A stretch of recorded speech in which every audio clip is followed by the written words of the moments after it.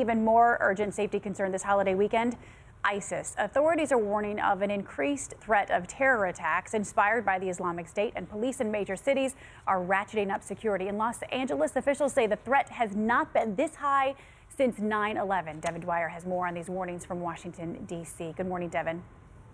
Hey, good morning, Paul. They're expecting up to 700,000 people down here today on the National Mall, all of them going through security checkpoints like this one as authorities here across the country on their highest state of alert.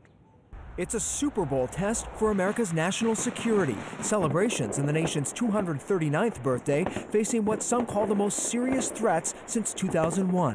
The threat stream is very high. In fact, we don't think it's been this high since 9/11. LA to DC, Chicago, and Boston this morning. Law enforcement is fully deployed. Authorities citing no specific plot or threat, but concerned about ISIS and supporters possibly lurking inside the U.S. Obviously, a lone wolf is our worst nightmare, but we have nothing to indicate we have any of that going on. The Boston Marathon continues. It was in Boston where the marathon bombers originally planned to target the 4th of July.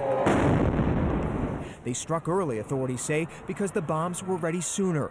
That attack and others in Tunisia and France recently on the minds of tourists hitting the National Mall. You just pray that it doesn't happen. I see the police all over the place. In Chicago, police are working 12-hour shifts. Coming through. An extra 7,000 officers deployed this weekend in New York City, on the ground, in the air, and on the water around Ground Zero.